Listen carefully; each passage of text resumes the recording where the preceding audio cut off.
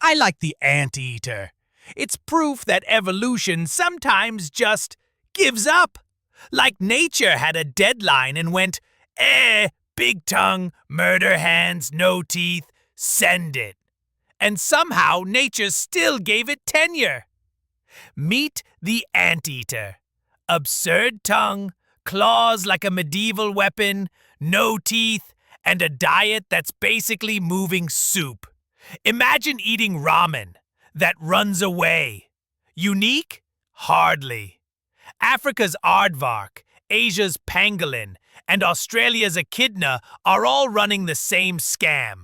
Long tongue, strong claws, and zero dentistry.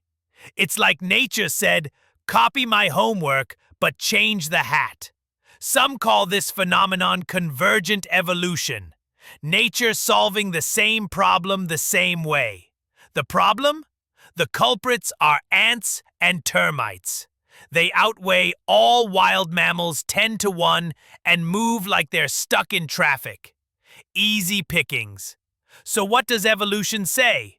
Build another insect vacuum. Simon Conway Morris calls this proof that evolution is predictable.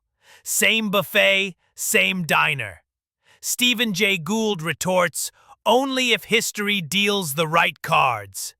If an asteroid doesn't wipe out dinosaurs, then there won't be any anteaters. If there is no insect boom in nature, then there is no niche. Does a niche exist?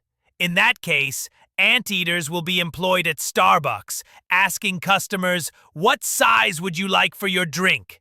Answer, a grande, with ants. What's the human takeaway? We're not sprouting anteater tongues unless Netflix starts streaming all-you-can-eat termites.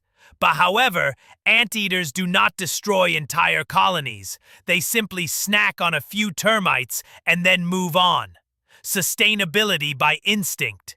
If humans were anteaters, termites would be extinct, the soil scorched, and we'd still be tweeting about the termite crisis. The anteater's rule for survival is eat well, but for God's sake, don't burn down the kitchen, especially if you live in the kitchen.